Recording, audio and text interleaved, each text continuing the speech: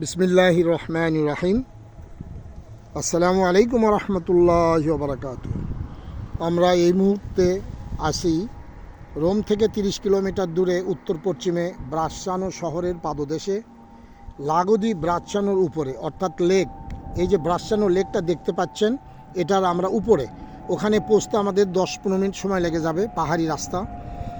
আর এই লেকটার নাম সাবাতিনো। এটা ইতালির মধ্যে 8ম বৃহত্তম লেক। আর এটার সৃষ্টি হলো ন্যাচারাল। এটা কোনো এক সময় জ্বালামুখ ছিল, ভলকানো। সেখান থেকে এটা অগ্নি উদ্গীরণ হওয়ার পর এখানে এই লেকের সৃষ্টি হয়। উঁচু পাহাড় ছিল, আর চতুর্পাশে যে পাহাড়গুলি দেখতেছেন, এই পাহাড়গুলি এই পাহাড়েরই অংশ। আর যে লেকটা যে পরিমাণ দেখতেছেন, এটাই ছিল ভলকানো, আগ্নেয়গিরির মুখ। পরে এটা আল্লাহর হুকুমে এটা পাহাড়, তারপরে এটা ধ্বংস হয়ে অগ্নিগিরি হয়ে তারপরে এটা নিচে চলে গেছে, এরপর লেক হয়ে গেছে। যাই হোক, এর আশেপাশে এই লাগোর 3 পাশে 3টি শহর। আমরা আছি এখন ব্রাচ্চানোতে। আর পূর্ব দিকে 2টি শহর আপনারা দেখতে পাচ্ছেন, একটা হলো ট্রেভিনিয়ানো রোমানো, আর একটা আছে আঙ্গুইলারা সাবাজিয়া। আর ব্রাচ্চানোতে আমরা আছি। এই 3 পাশে 3টি শহর আপনারা লক্ষ্য করে দেখবেন। তো এটার উচ্চতা, এই শহরের উচ্চতা হলো 280 মিটার, অর্থাৎ 920 ফিট সমুদ্রপৃষ্ঠ থেকে। আর ছোট্ট একটা শহর, পাহাড়ি শহর। এই শহরের লোকসংখ্যা 19,000। ট্রেনে এবং বাসে আসা যায় রোম থেকে, রোমা অস্তিয়েন্সে এবং ভালে আউরিলে থেকে ট্রেনে আসা যায়। আর এই শহরের আয়তন, যদিও ছোট শহর, 143 বর্গ কিলোমিটার, অর্থাৎ 55 বর্গ মাইল। মানে আশেপাশে যে সরে সিটে আসে সবগুলি মিলেই এই শহরটার আয়তন ধরা হয়েছে।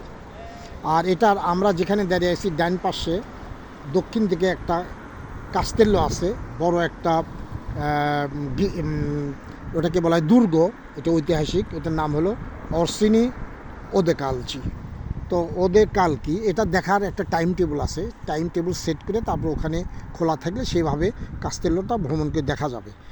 তো এইটুকু মোটামুটি এটা রাজার বাড়ি, যেটাকে কাস্তেলো বললেও এটা রাজার বাড়ি। ওখানে টিকিট করে ঢুকতে একটা সময় নির্ধারণ করা আছে। তো মোটামুটি বেসিক ধারণা আপনাদেরকে দিলাম। তো পরবর্তীতে ইনশাল্লাহ আমরা চেষ্টা করব আরও বেশি ধারণা দেওয়ার, সময় যেহেতু কম।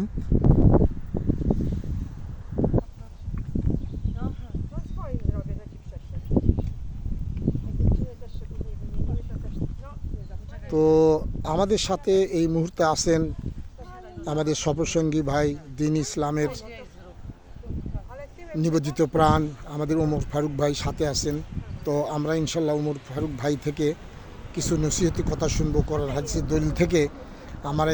আমরা যে ব্রাচ্চানোতে আসলাম, কি উদ্দেশ্যে আসলাম, কেন আসলাম, কি দেখব, কি আছে এখানে, আমাদের উদ্দেশ্য বা কী, এই ব্যাপারে উনি টুকটাক আর কি আমাদেরকে ইনশাল্লাহ তুলে ধরবেন আপনাদের জন্য।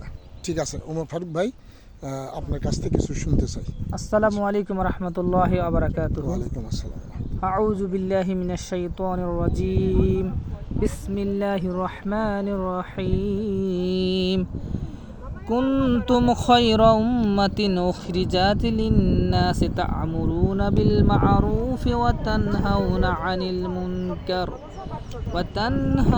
'আনিল মুনকারি ওয়া তু'মিনুনা বিল্লাহ। ولو آمن أهل الكتاب لكان خيرا لهم منهم المؤمنون وأكثرهم الفاسقون। অর্থাৎ এখন তোমরা এই দুনিয়ার সর্বোত্তম উম্মত দল। তোমাদের কর্মক্ষেত্রে আনা হয়েছে মানুষের হেদায়াত ও সংস্কার সাধনের জন্য। তোমরা নেকির হুকুম দিয়ে থাকো, দুষ্কৃতি থেকে বিরত রাখো এবং আল্লাহর প্রতি ঈমান আনো। এই আহলে কিতাবরা ঈমান আনলে তাদের জন্যই ভালো হতো, যদিও তাদের মধ্যে কিছু সংখ্যক ঈমানদার পাওয়া যায়, কিন্তু তাদের অধিকাংশই নাফরমান। সূরা আলে ইমরান আয়াত 110 নম্বর আয়াত। আল্লাহ সুবহানাহু ওয়া তাআলা এখানে যে আয়াতটা বলছেন কোরআনে কারিমের, সে আয়াতের ব্যাখ্যা হলো আল্লাহ সুবহানাহু ওয়া তাআলা আমাদেরকে খয়রে উম্মত বলেন, সর্বোত্তম জাতি, সর্বোত্তম উম্মত হিসেবে আল্লাহ তাআলা আমাদেরকে সম্মানিত করেছেন, ঘোষণা দিয়েছেন। তো আমাদেরকে এই সম্মানিত এই দল হিসেবে, উম্মত হিসেবে ততদিন পর্যন্ত থাকতে পারবো যতদিন আমরা দুইটা কাজ করব। জি একটা কাজ হলো আমরা ভালো কাজের, সৎ কাজের আদেশ করতে হবে জি। সর্বসময়, এবং আমরা খারাপ কাজ থেকে মানুষকে আমরা সবসময় নিষেধ করব। তিনটার মাধ্যমে আমরা খারাপ কাজ থেকে নিষেধ করতে পারি। একটা হলো হাতের মাধ্যমে, 2 নম্বর হলো মুখের মাধ্যমে, আর 3 নম্বর হলো অন্তরের ঘৃণার মাধ্যমে। সেই যে পাপ কাজ করতেছে, যে গুনাহ করতেছে, সেই গুনাহকে আমরা ঘৃণা করবো অন্তর থেকে। এটাই হলো ইমানের সর্বনিম্ন স্তর। তা আল্লাহ সুবহানাহু ওয়া তাআলা আমাদেরকে যেন সর্বসময় সর্ব অবস্থায় আমরা যেন এই খয়রের উম্মত হিসেবে থাকতে পারি, তার জন্য যেন আমরা সবসময় সৎ কাজের আদেশ দিতে পারি এবং অসৎ কাজ থেকে মানুষকে যেন আমরা বিরত রাখতে পারি। আল্লাহ তাআলা আমাদেরকে সেই তৌফিক দান করুন, আমিন। আমিন। এবং আল্লাহ তাআলা আমাদেরকে, আপনাদের সবাইকে এই আমল করার, এই দাওয়াতি কাজ করার সুযোগ করে দেন এবং তৌফিক দান করুন, আমিন। আমিন। জি ফারুক ভাই, জাজাকাল্লাহ খায়ের। আপনার কাছ থেকে দিনের ব্যাপারে কিছু কথা শুনলাম। আপনি কোরআন হাদিস থেকে যেটাই বলেছেন, তো আমরা যেন ইনশাআল্লাহ কাজে লাগাতে পারি। আল্লাহ আমাদের তৌফিক দান করুন, আমিন। তো ফারুক ভাই, এইবার আমি জানতে চাইবো, এখানে আপনার আশা কি উদ্দেশ্যে, কি দেখলেন, কি পাইলেন এখানে, কোন জিনিসটা আপনার কাছে ভালো লাগলো এবং আমাদের জন্য কি পরামর্শ রাখছেন, এই ব্যাপারে কিছু ইনশাআল্লাহ শুনতেছে আপনার কাছ থেকে। সর্বপ্রথম আল্লাহ সুবহানাহু ওয়া তাআলার শুকরিয়া আদায় করি আলহামদুলিল্লাহ। আলহামদুলিল্লাহ। আর মানবতার মহামানব হযরত মুহাম্মদ সাল্লাল্লাহু আলাইহি সাল্লামের প্রতি দুরূদ ও সালাম পেশ করি সাল্লাল্লাহু আলাইহি ওয়াসাল্লাম। এখানে আল্লাহ সুবহানাহু ওয়া তাআলা কোরআনে কারীম মাজিদে বলেছেন, তোমরা আমার দুনিয়া ভ্রমণ করো, তোমরা দেখো। আমরা সেই দুনিয়া ভ্রমণের জন্য, দুনিয়া আল্লাহ তাআলার নিদর্শন দেখার জন্য এসেছি।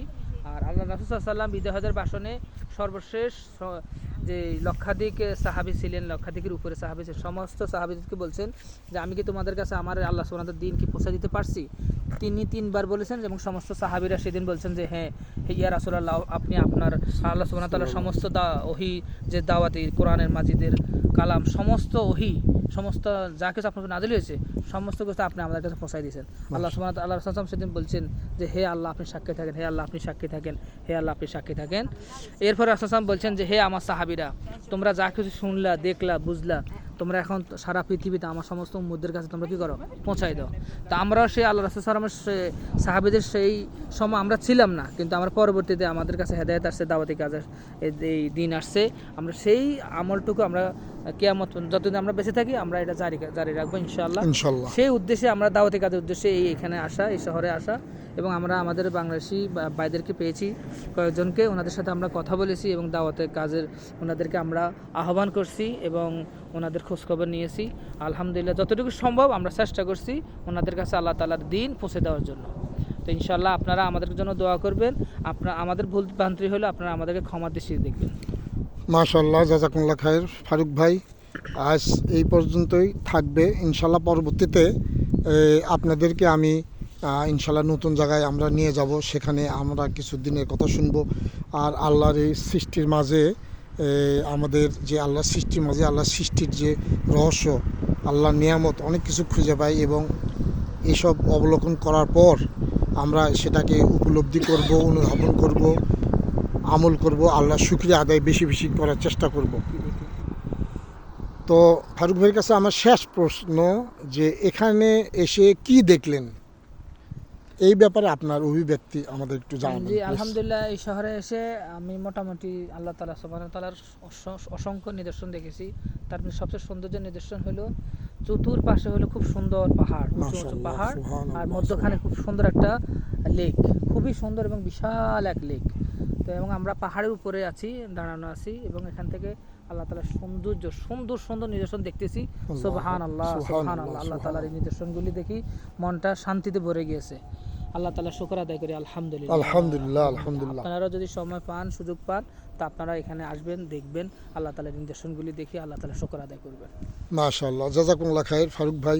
ঠিক আছে ভাই, আমরা ইনশাআল্লাহ পরবর্তীতে আপনাদেরকে নতুন জায়গায় নিয়ে যাব এই একটা দাওয়াতি মিশনের কাজ নিয়ে। আর আমাদের যে ভুল ভ্রান্তি হয় স্বাভাবিক, আমরা তো মানুষ, তো এটা ক্ষমা সুন্দর দৃষ্টিতে দেখবেন। আল্লাহ তাআলা আমাদেরকে, আপনাদেরকে সবাইকে মাফ করুন, আমিন। আর আমাদের জন্য বেশি বেশি দোয়া করবেন যেন আপনাদেরকে নতুন কিছু উপহার নেক্সট টাইমে দিতে পারি। জাযাকুমুল্লাহ খায়ের ফিদ দুনিয়া ওয়াল আখিরা। আলহামদুলিল্লাহ রাব্বিল আলামিন। আসসালামু আলাইকুম ওয়া রাহমাতুল্লাহি ওয়া বারাকাতুহু।